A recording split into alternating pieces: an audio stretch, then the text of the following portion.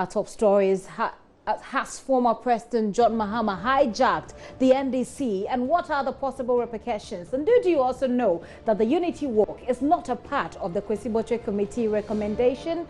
Well, this afternoon we'll hear the second Deputy Speaker of Parliament, Bagbin, as he defends his decision to contest for the NDC's Flagbearership, and he tells us who he really is.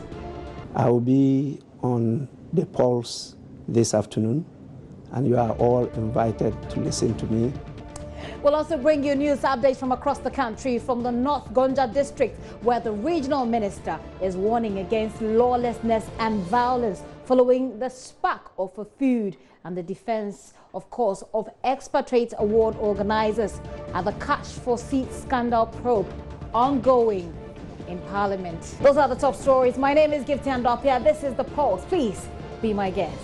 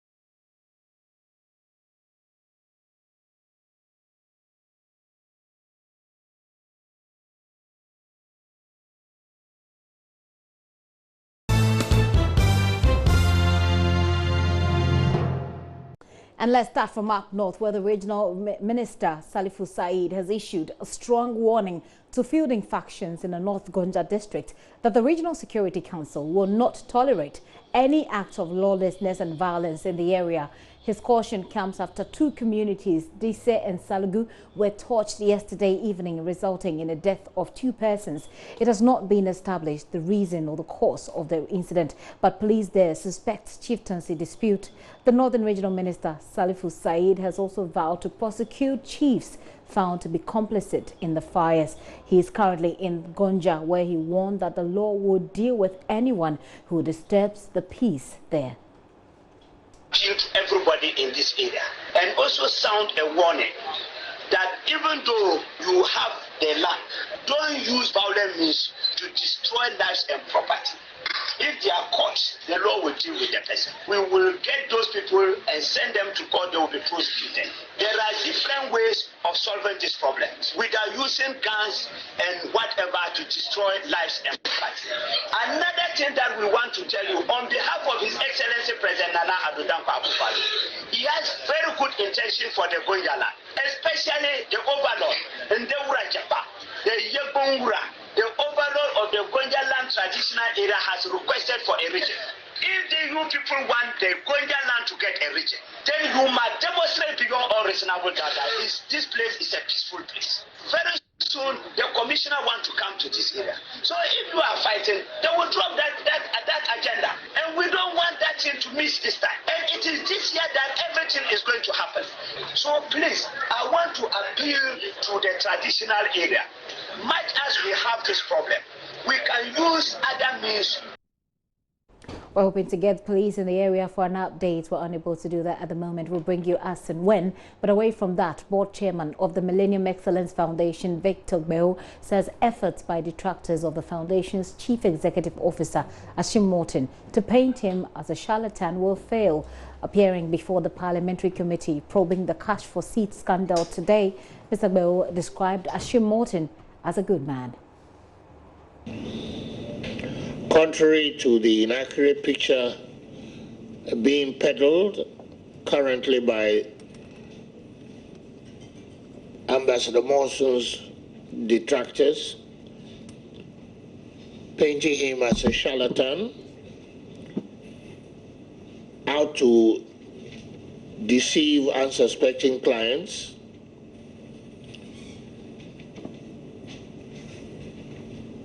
Many others, including myself, can confirm that this Columbia University trained architect and a keen believer in Africa and Africans, a man of vision and mission, is God-fearing,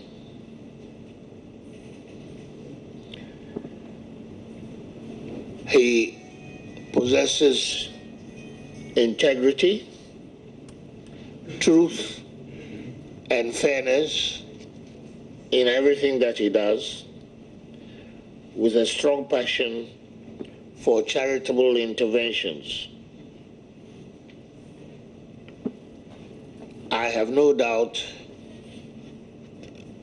Mr. Chairman and honorable members of this special committee, that by the end of this hearing, we will all find him an asset to his countrymen and women.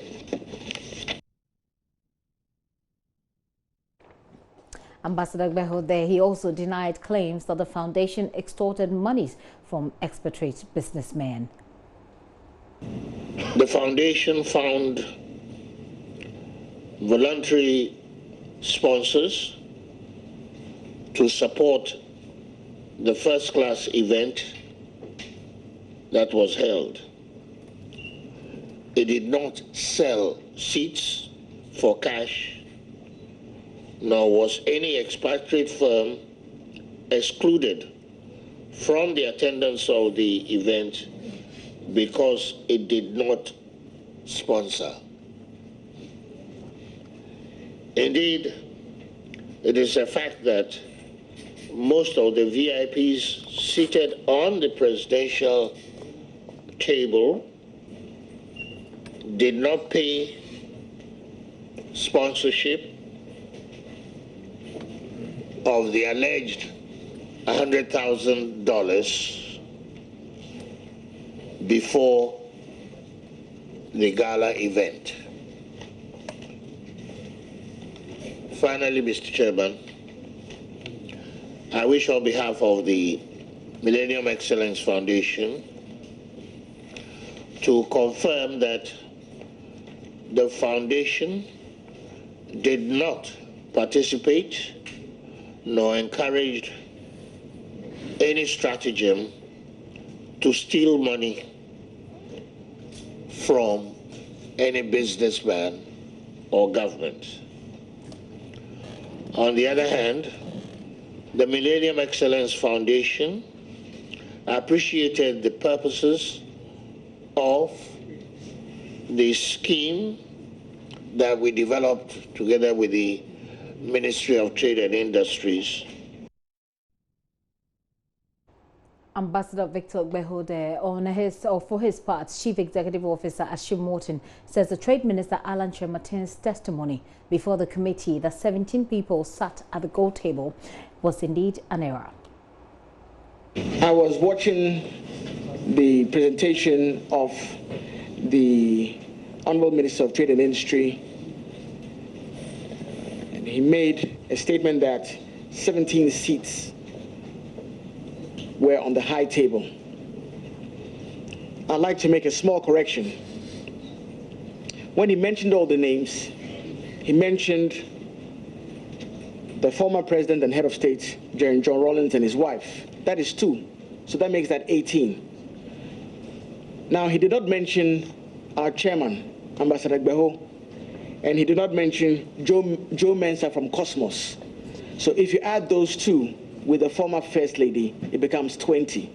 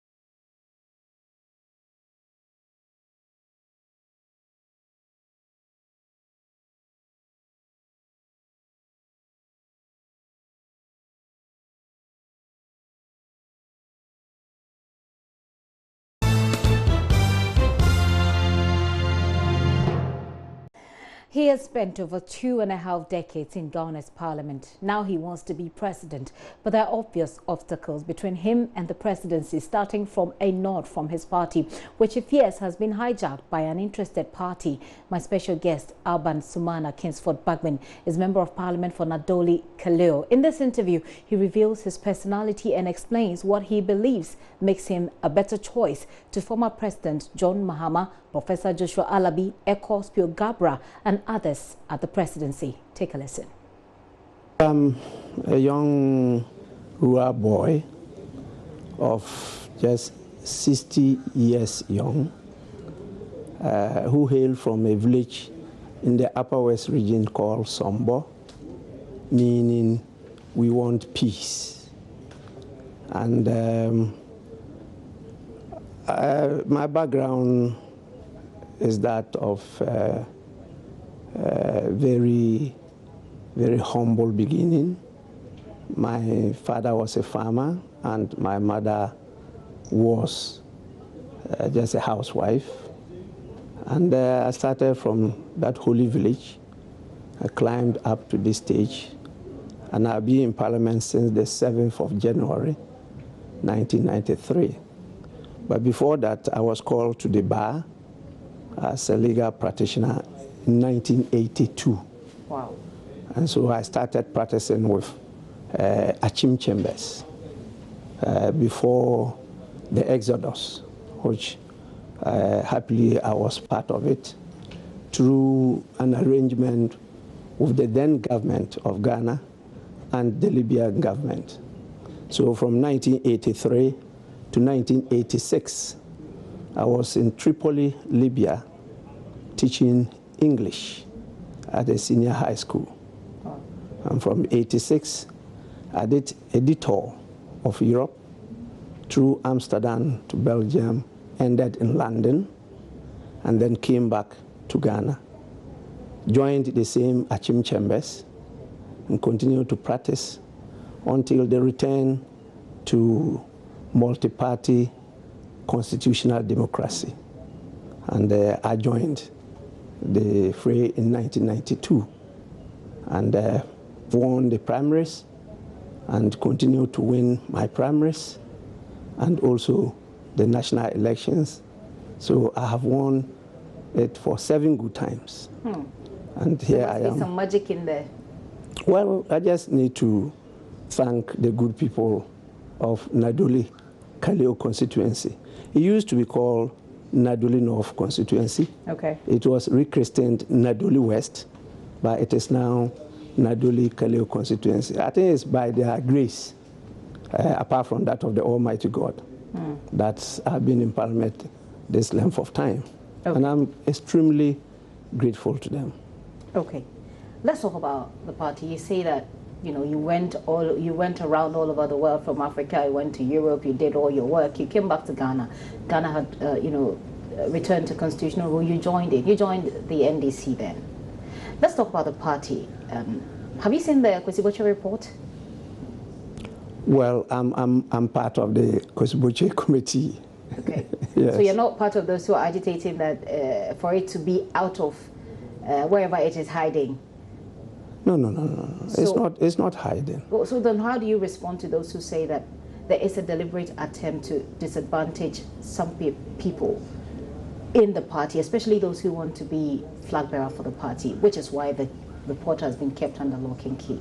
Well, I'm surprised, This is not the first time that a party that has lost election has decided to go and do a scientific dipstick or research as to why the party lost. This is not the first time. Even in this country, this is not the first time. The last time MPP did the same. In all mature democracies, that's what they do. You don't want to leave it to the subjectivity of individuals. You also don't want to allow the grief period of having lost the election to continue ad infinitum. Okay. And so you need to take some measures.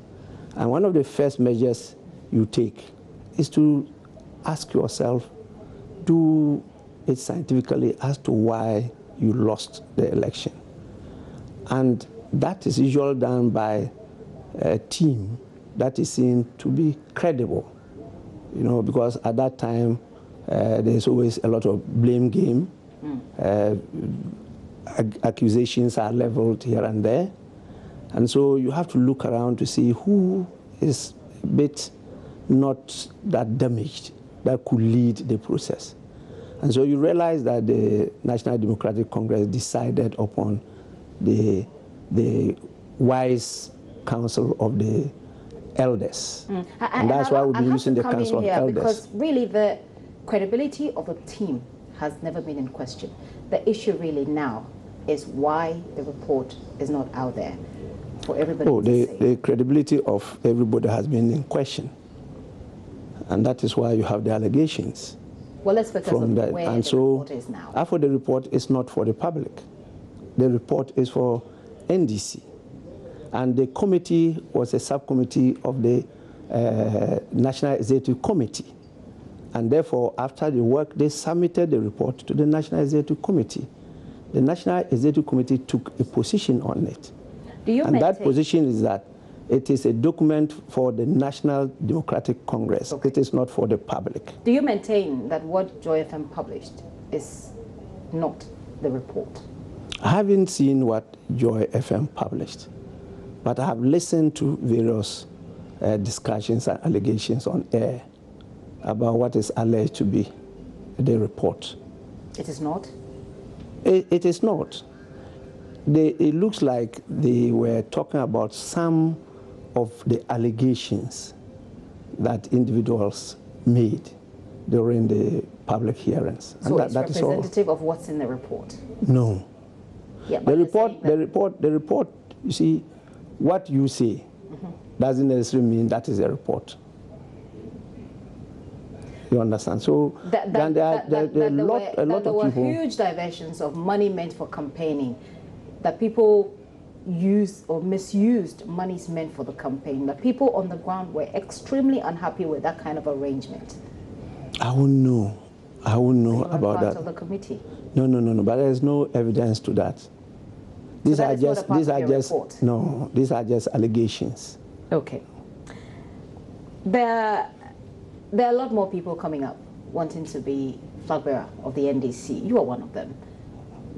Why do you think you are the best among the lot? Well, it's good news that people are having confidence in multi-party democracy in the country, and they are offering themselves to lead the country. It's very good news. I think that I want to encourage those who believe in themselves and think they have what it takes to move this country forward, to come forward.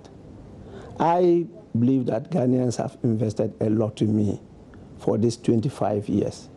My constituents have done a lot, but it's because of the collective activity and decision of Ghanaians that have made me to stay in Parliament for these 25 years.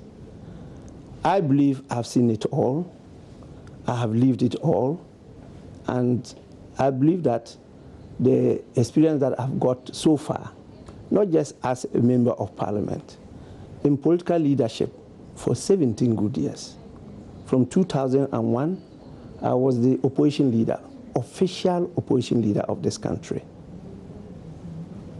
to 2008. 8 good years working with His Excellency President John Kufuor, for 8 years. Now, from that time, I became the majority leader, and I worked with our late illustrious President, Professor J.A. Mills. Then we transited to my brother, His Excellency John Dramani Mahama, and I have seen it all. In 93 up to 2000, worked closely with the first president of the Fourth Republic, His Excellency Fry Lieutenant Jerry John Rawlings. I know what it takes to lead a country. I know not just the rudiments, but the full gamut of governance.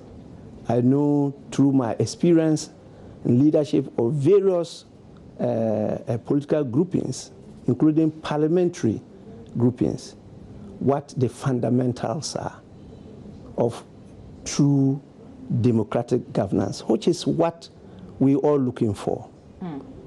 You recall that during the 31st December revolution, the call of the leaders then were for us to establish true democracy in Ghana.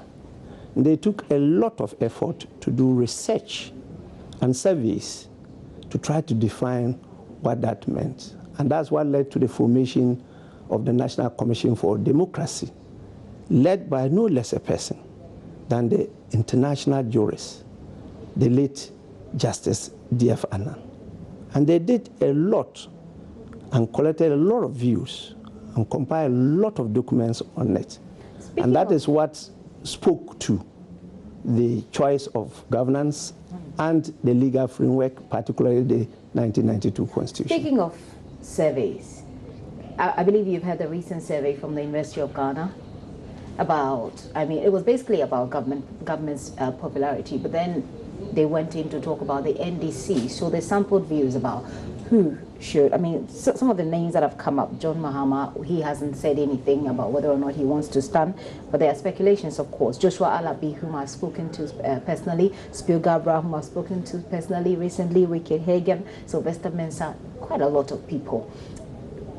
They say that people on the ground, and they spoke to about 5,000 people in 50 constituencies. They say John Mahama is more popular or has a higher approval rate. He's got about 58% approval rate, and the rest is shared among you and the others. It's good news. That's very good news, because some of us just came in maybe a month or so ago. As in, you made your intentions clear? Yes, a month ago? About a month ago. His Excellency has been there for a long time. And we are all aware that we started with all of us being under him, okay? And we all supported his government. We did a lot. And so he started from 100%. And so if that 100 has reduced to 58%, it's good news. As we go along. So this is how you see it? It's not me. You are referring to... 100% has reduced to 58%. Exactly how do you mean with that? We were all under him. Okay. All of us in NDC were under him. He was the first gentleman. So he had all of us supporting him, 100%. And so if that support has now reduced to 58%, which meant that 58% of us are now supporting him, well, it's good news for us, we the aspirants. Okay. It means as we go along, that will still be ebbing away. And it's most likely that by the time we get to the national primaries, maybe by the end of this year, it will have reduced to something below. Like? Well, I can't project. It depends on so many variables. And so I don't want to speculate. There's no basis for me to speculate now. But then what do you think will make it reduce rather than increase? Because as we speak, he hasn't really made his intentions clear. There's still speculation. So if at the speculation level he's hitting 58%, then if he starts to put, make it quite clear, then the likelihood that he will go higher is more of a potential than going lower, don't you think? You think so? I'm asking you. Well, I don't know. I don't know. Yeah, because what I know is that we are now going to go out there with our messages, okay? And we will give the good people of our party the option to choose as to which personality and which message that they prefer. And I believe that by the end of the day, I don't see His Excellency, the former president, John Dramani Mahama, winning. I don't see it. Why don't you? If it happens, well, as a family contest, we have to go together. And I can just say for sure that I'll give him 100% of my support. But I don't see him winning at the end of the day. You see, and whoever wins, I will support the person. But I see me as a likely winner. You spoke about experience a lot, and then you go through your life and put together the number of years and how much experience you have to show that you're more competent, to show that you are ahead of the lot. But there's no such thing as a hands-on experience that John Mahama has. He's been president. You've never been president before. Well, that is why we are contesting him. We gave him the opportunity, and we saw the end results. What was the end result? Well, we lost, in fact, a record over 1 million votes. Was that his fault? Largely? He came out as a good leader to admit that that was his fault. Because throughout his governance, he kept us reminding us that he was a captain, and that the buck stops with him. It's the same thing. The good things that we did are credited to him. And so you don't just take the assets, you also take the liabilities. So he's mainly responsible for our loss. You lead, we follow. And so at the end of the day, when you mislead us, you cannot go and say that it's somebody who has rather misinformed you to mislead us. No, because you take the decision. That is what leadership is about. Right. Don't you think that it's ultimately in the interest of the party and politically smart to let John Mahama run again, because you're going to campaign on his record anyway? I don't understand what people mean by we're going to campaign on his record. On the record of the past government, which was led by him. Yes, but the record includes the loss. Is that what we're going to campaign on? Is that? It includes the loss don't and it includes the gains. Yes, but you look at both the loss and the gains. What is the balance sheet? Tell me. Is it positive? You tell me. It's negative. That's why we lost. And don't forget that the loss did not just come from the generality of Ghanaians. It came from within the party. Okay. It's only see, you look at our strongholds and look at Volta region, look at Upper West, look at Northern region, even look at Central region, look at Brong-Ahafo region. These are sometimes very supportive of NDC anytime we did something good. You understand? And so at the end of the day, it was rather NDC that rejected our own candidate. The turnout in Volta region, the lowest ever, about 67% out of the usual 80-something%. You know? What was the main How reason? could Central region, what was the from main around reason? 17, 18 constituencies, be reduced to 4? What was the main reason ascribed to that after your scientific research? No. I will definitely not be telling you what our scientific research revealed, because that, as I said, is for the party. Okay? I can tell you about my own opinion. You know, His Excellency John Dramani Mahama, in terms of a human being, when you look at him, he's a nice person. And by his training as a PRO, he speaks very well. Okay. You know, he has, as I usually say, a gift of the gab. He can talk very, very well. Throughout, and also because of his training, he's been able to gather a lot of knowledge. You can credit him with that. Okay? But Then it's very admirable. Okay, but we're talking about leadership.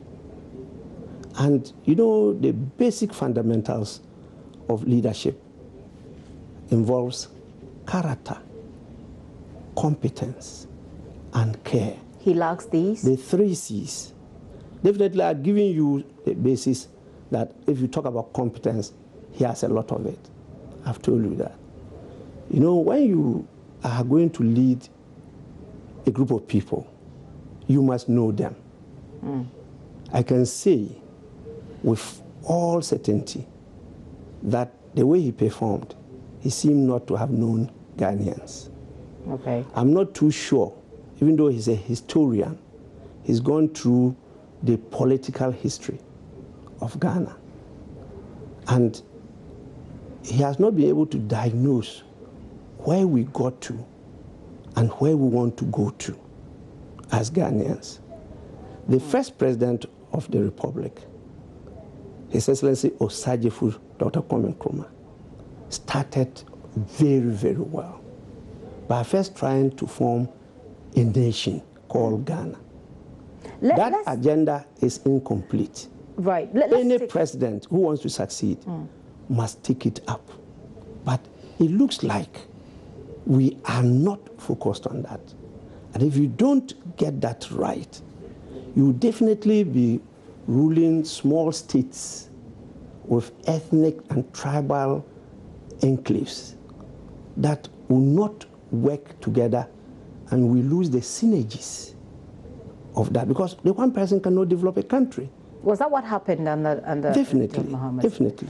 You were there. Where were you in all of these? Why didn't you advise? Well, I'm sure if you were alive, you have heard my voice, critical voice, a number of times, which I did. And at the end of the day, I have not been found to have been misleading Ghanaians. I spoke nothing but the truth. And that is what I still continue to do.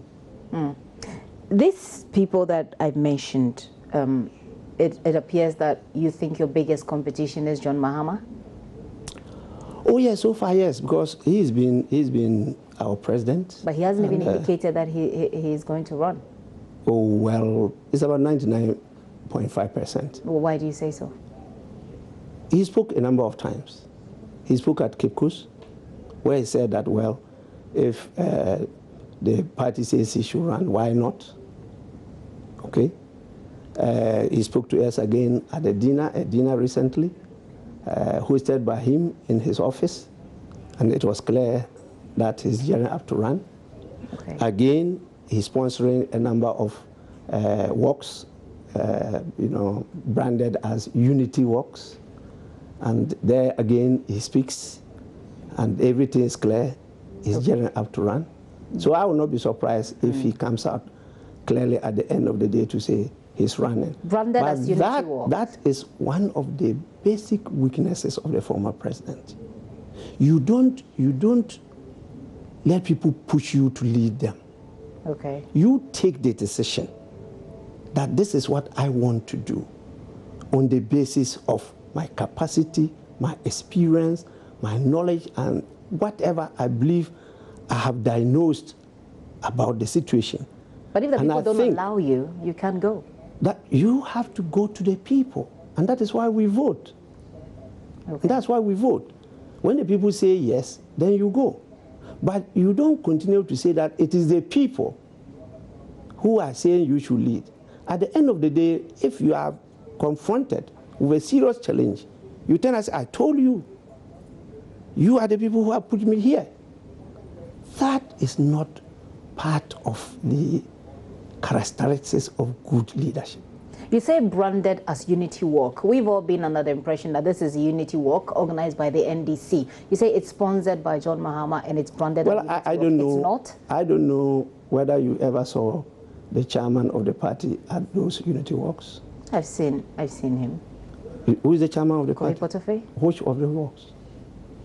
I can't quite recollect, but I think I've seen him. I don't know how many times you saw the chairman, apart from the chairman, the general secretary. Yes, the general secretary, for example, was in Tamale. I mean, yes. he had quite a look on his face, though, but he was there. I'm not sure when you read the social media, his name was added as one of those who was there, and the commendation that was given to those who participated. I saw him in the photos. I'm surprised. I did see him. You saw my picture too, didn't you? Was I there?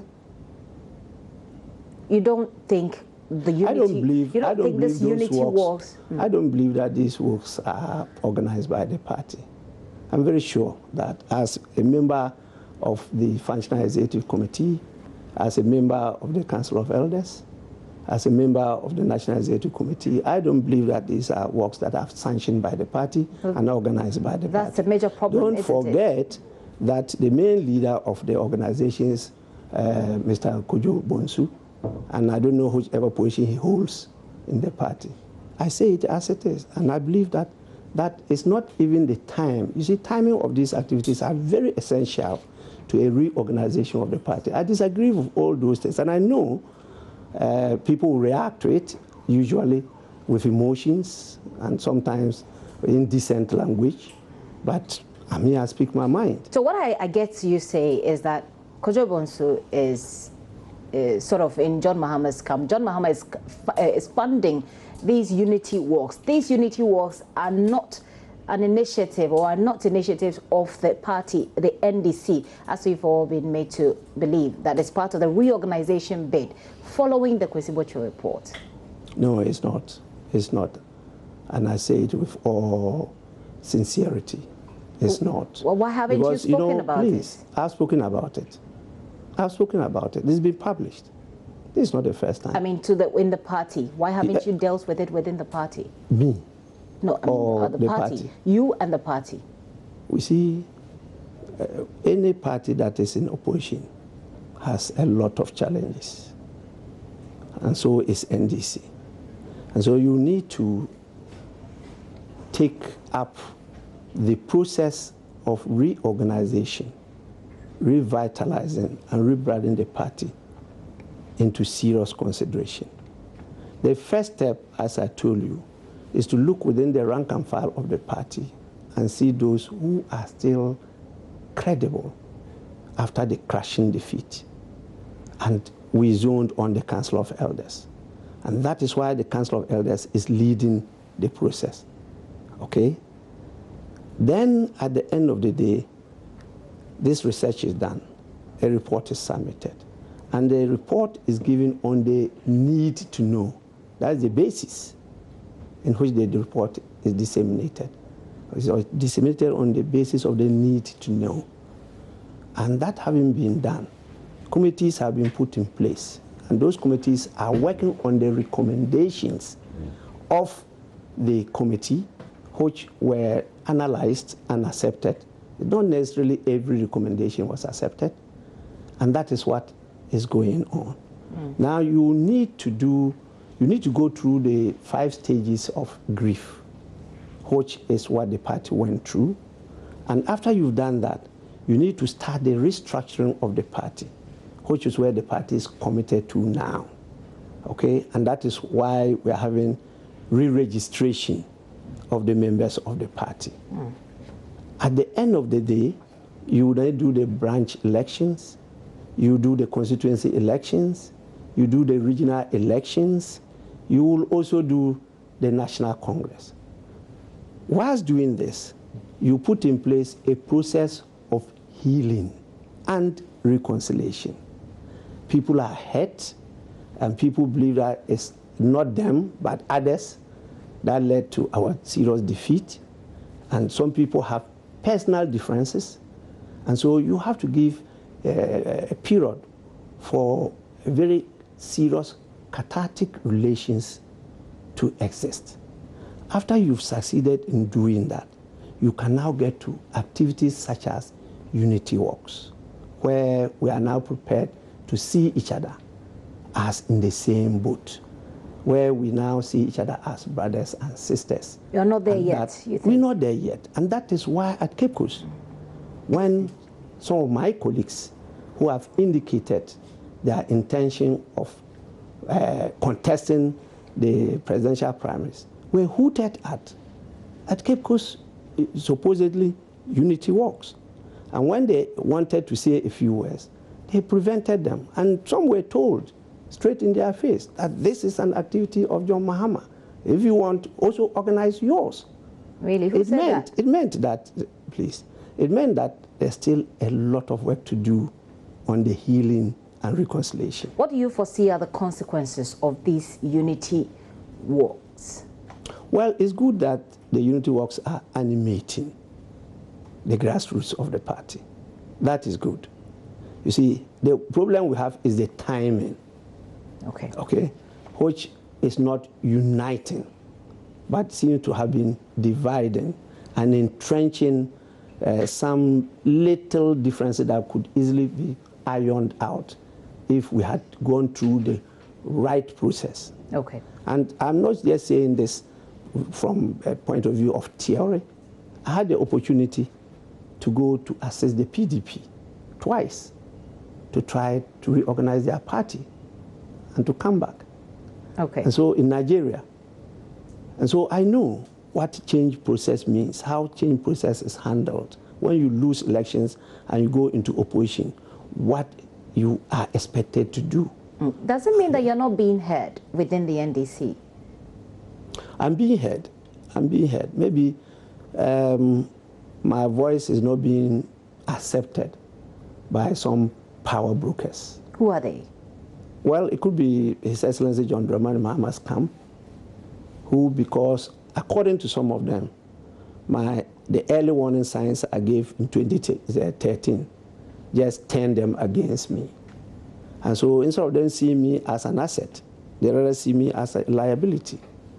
But that is expected because of the type of politics we are practicing in this country, the patronage type of politics we are practicing.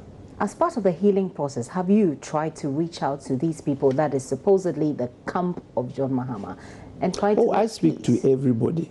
Even when I listen to them on air, and I think that they've said something good, I meet them and I commend them. Okay. When they say something that I think, no, is misplaced, it shouldn't have been said, I don't shy away from telling them again that, no, what you said on air at this radio station is not proper. Don't do that again. Have you engaged John Mahama personally? Well, we've met at functions, but we've not had tete-a-tete, on these issues, no. What's the relationship between the two of you? He's always been a very good brother of mine, and I got to know him in the senior high. He was 1 year behind me. His senior brother, Alfred, is my classmate. Okay. We finished sixth form together. And so I actually see them as brothers. Their stepmother is always here in this office with me. This is Mercy Mahama. And so I see them as part of my family. So what stops but you I from reaching never out to... shy away from telling you in your face what I think of you. Have you done Very that many about people what's don't happening recently, about what you've just told us? No, he's not been readily available. As you know, he's been up and down. Okay. He's done very, very well when it came to the issue of transition. Okay? This is one of the best transitions we've gone through as a country. Right. And it all goes to his leadership. And this has attracted the international community. And therefore, they've seen you have a very good material democratically. And so they are using him a lot. It's not only lectures he's delivering, but anywhere there's an election, he's being called upon to lead, which is very good news for Ghana. And I really would have preferred that he remained at that global level, not to come back into the mud of the local Ghanaian politics. Into the mud? Complete. Because what is happening now is really dirty politics. And the but politics, you want to be in that dirty politics? That is why I want to be there to clean it up. Okay. There are a few things we have to do to clean up politics. Yes. If we see each other as different sides of the same coin, and that we are brothers and sisters, and we are working for the benefit of all of us, I don't think we'll try to undermine, to cut down, to kill, or hurt each other. What do you make of these names? It doesn't make any sense. What do you make of the other names? We've spoken a lot about John Mahama, Ekospio Gabra, Professor Joshua Alabi. Oh, you want me to analyze everybody? No, not necessarily. No, what do you think? Do you think they're really serious about this? Oh, they are very serious. You've made it clear that you think they don't stand a chance against you.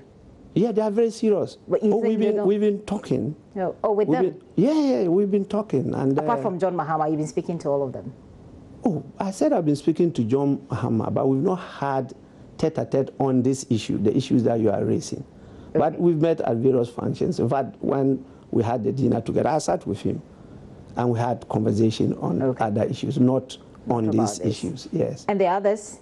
We've been talking, and we've been asking each other how the campaign is going.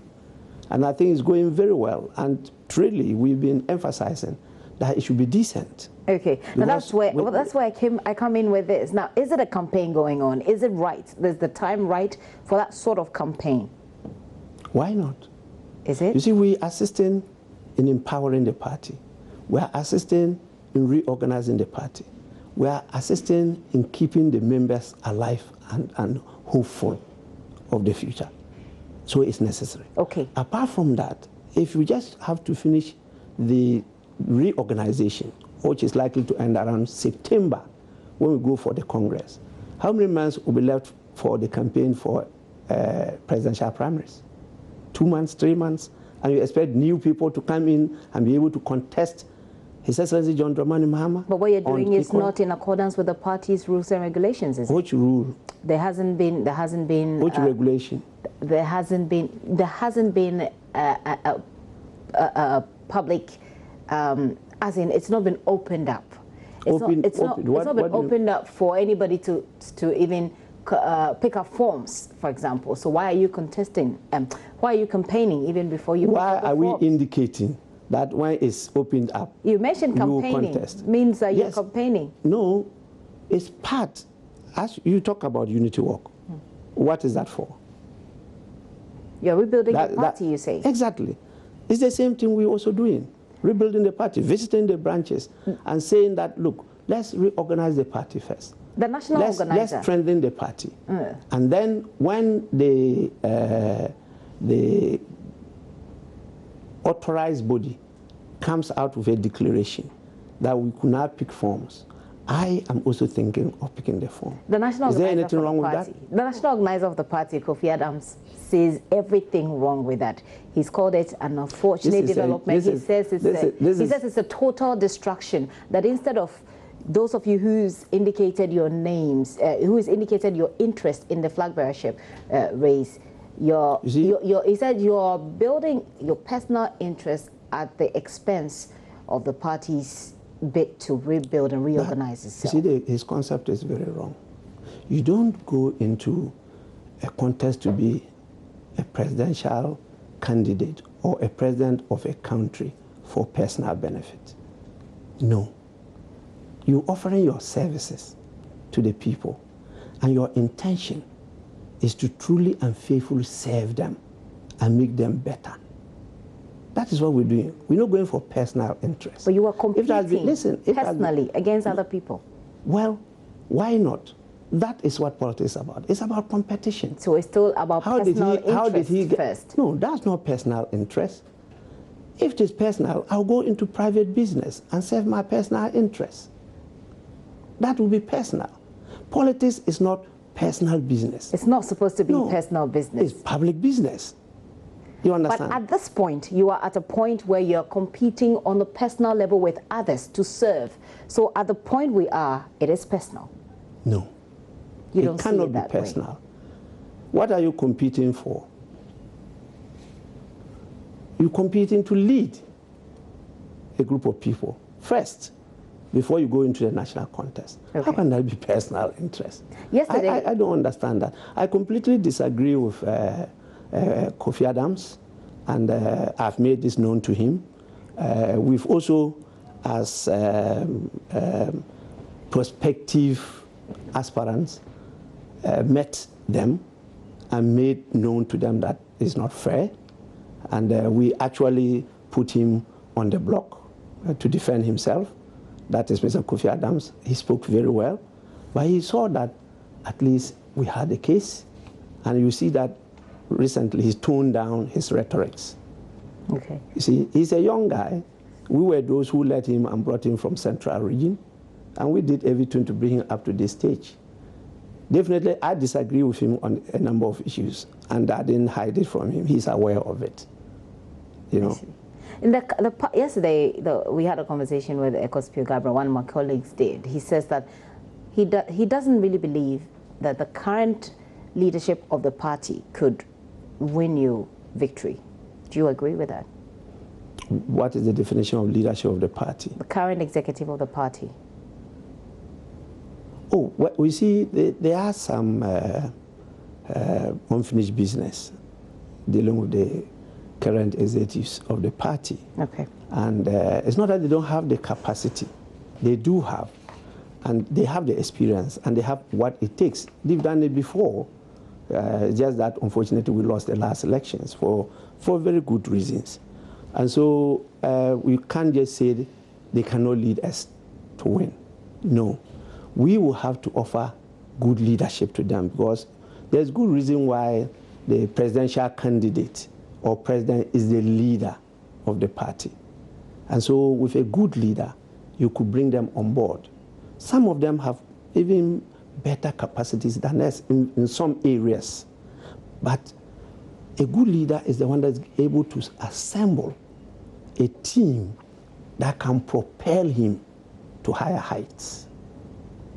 What is the evidence that over the years you have done this?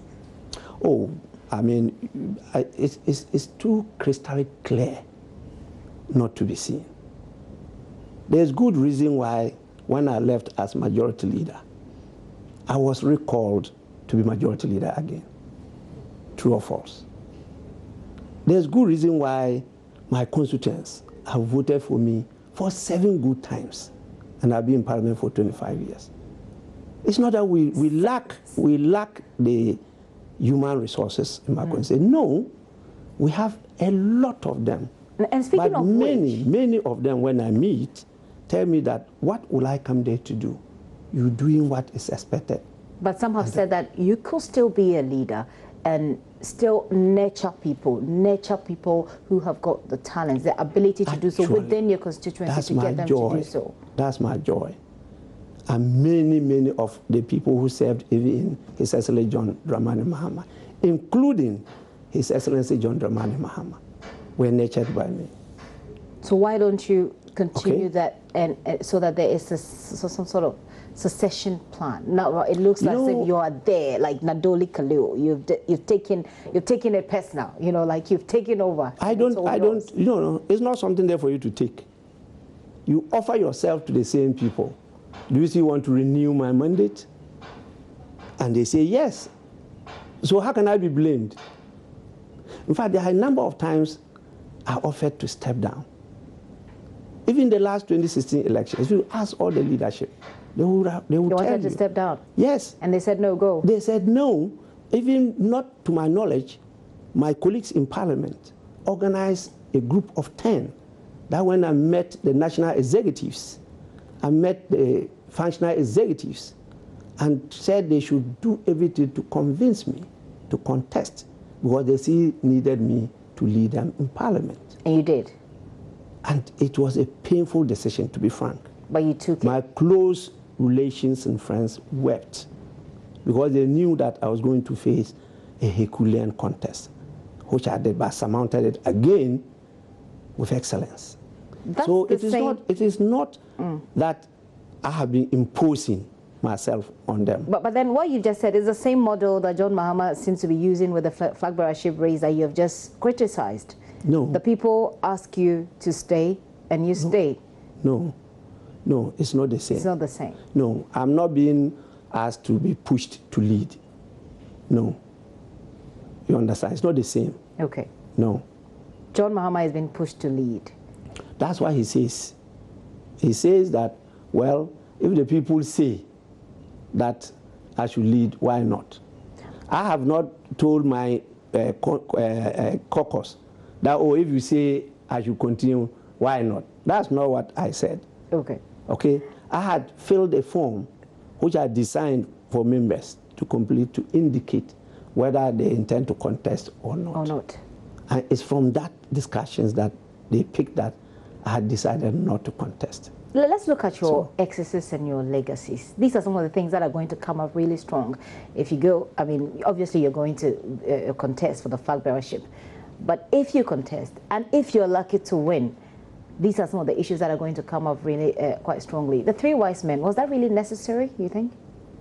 It didn't come from me. But you accepted it? Well, from the appointing authority, we're being called upon to use our experience and capacities to assist some sectors of the economy to implement some priority projects in this country. I kept on saying that globally, they are not referred to as task forces again. They are seen as delivery units. And they've been done in various countries. I learned this from my training at Harvard as a leader, a ministerial leader. And so it was a welcome development. But I was trying to get them not to refer to us as task force. No. It's a delivery unit that involves more than just the three of us. It involves all stakeholders and partners of a sector. And usually, you call a meeting of them. You could call it a workshop, actually, not a talk shop, a workshop, where you are giving a period at a venue, where you go through all of them, look at all the challenges, the prospects, and then you come out as a team. Beyond the sector, the other sectors are also involved. And then you go into implementation. And so when we're told that they needed us with these years of experience, not just in Parliament, but also in the executive, to please support these ministers to do it, I thought it was a very good idea. But there were frictions. No, there were no frictions from us. It's just that some people misunderstood the concept. And unfortunately, the sector that they zone on, unfortunately, in fact, it took some time before some of us realized it, were being led by ladies. So it was giving an impression that, oh, maybe His Excellency is feeling that the ladies are not capable. You understand? It had to do with education, it had to do with transport, you know, and health. And they were all being led by ladies. And so I was not surprised that His Excellency had to start reducing his initial passion about the implementation of the project. I see. And so we understood the situation, and they said, well, you have some challenges again in Parliament. Were you being paid? Yes, we're being paid. You were being paid. So would you agree that it was a waste of taxes? How could that you were being paid, because obviously you didn't achieve anything. Is it? Did you? You see, the e-blocks came from heaven. You thought they came from heaven? It came from the ministry. So you're saying that we are supposed to work with the ministries to design those things, to make sure that we implement them. That is what we're asked to do. Okay? We are not going to lead the ministries. No. To advise and provide consultation. Just like a think tank. Okay. Okay? And so we did that.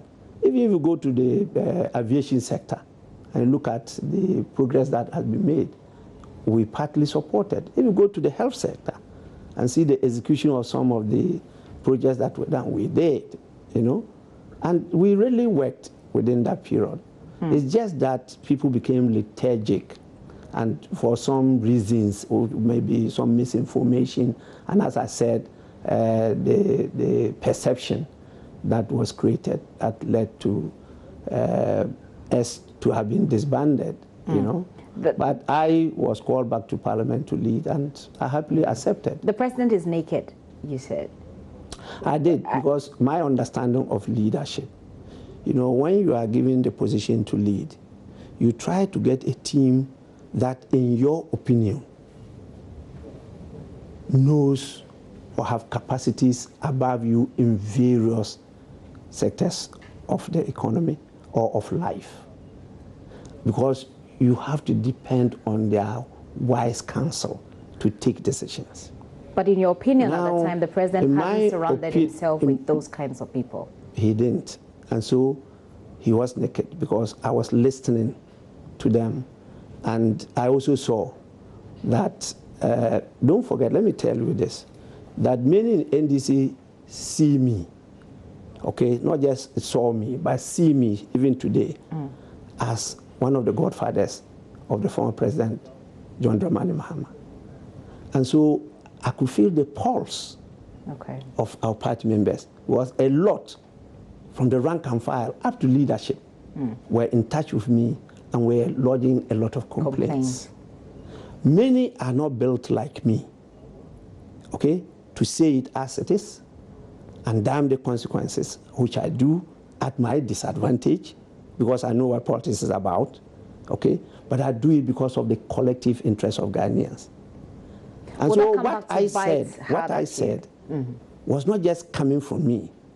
That was the general view of, the support base of NDC, which goes beyond just members of NDC. Well, NDC alone cannot get over 50%.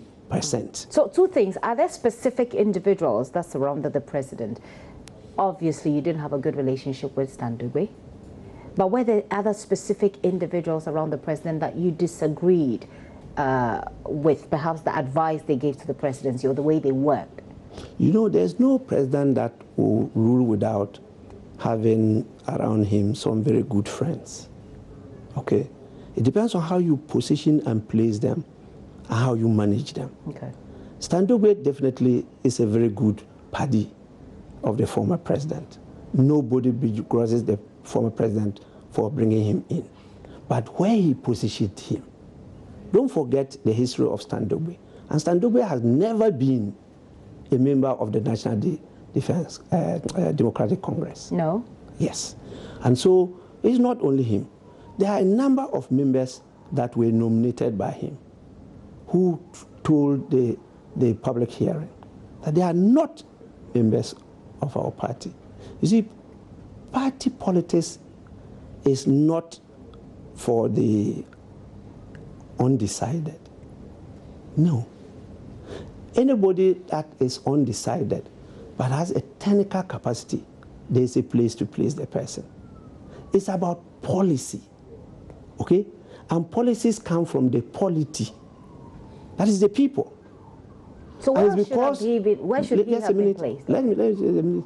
It's because the people believe that your philosophy of life is what will inure to their benefit, that they gave you their power. And so when you're going to lead, you have to lead with those who believe in that philosophy of life. Because that is not only a passion, but there's a commitment and there's a belief.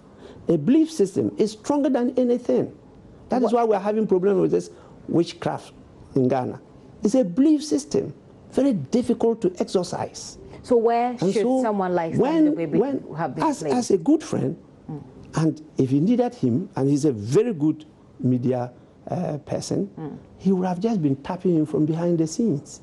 You can use him to do a lot of work, running around doing for you. But to position him as one of the front line, okay? He was handling the media. He barely spoke in the media. He was handling the presidential press corps. He hardly spoke in the media. I don't know how many times you've spoken to your colleagues who were part of the presidential press corps. I was a part of the presidential press corps. Good. You were part of it. Yes. I hope you were very happy with the handling. Again, I don't know whether you were in the corridors of power. He didn't just handle the media. He went beyond that. And all over in the office of the president, there was everywhere that the most powerful person was Standugwe. And I experienced it one day. And I was like, wow. No, I cannot relate that. Why not? I was just like, wow. You believe that? You can do this? I can believe it. You know? But for good reason, I accepted to do it. Because I was a majority leader. You couldn't have compared his position to my position. He denied you access to the presidency? No. Don't. I think that you have made clear. I'm not going into, oh no, he in person did not deny me access to the president. I said I made a number of attempts to get to a president and I didn't get the opportunity. Okay, in fact, it was 5 times. 5 times to sit with the president, to share some information I had, and to give him counsel as to what should be done in those circumstances. It was after the 5th time I told the person he asked to get in touch with me that, well, if I cannot advise you in private, I'll have to advise you in public, which I did. You know, and I don't regret it at all, my sister. I don't. I believe in what I do, and I think that is the right thing to do. We have to always stop this, how will I call it, a hero worship or leadership worship. Nobody is a god. So okay. you spoke your mind. You did certain things within the party that you felt you were convicted to do because you felt was the right thing. But there are other people within the party who saw you to be making the party unpopular, as if you're washing your dirty linen in public. Don't you think that with that background, now, now that you want to be president, this statement it will come back to hurt you? It's a statement that should not be taken by people. So you should wash your dirty linen in private. I don't know about that. Okay. I don't know about that. You know, one of the things that you need, and is a very strong deterrent, is to throw light and fresh air into dark corners and dirty alleys. If you keep on hiding the things, in fact, I completely disagree with His Excellency John Kufuor when he counseled the NPP members not to criticize their own government because that could lead to their defeat. Wow! Is that what democratic governance is about? I completely disagree. Okay. There must be self-criticism. In fact, even as individuals, from time to time, you have to look within yourself, criticize yourself, examine yourself, and see where you have to reform. Yes. Which other persons around the president did you think shouldn't have been there at the time? No. I never said Standogwe shouldn't have been there. I said no, the way he positioned him. Right. Not so that he which other position around? Because obviously you weren't talking about just him. No, I was talking about the whole team. Yes. You know, the president was able to get along with very good, youthful, potential leaders.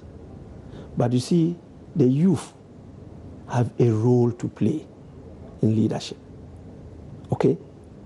Because the leadership is about decision taking.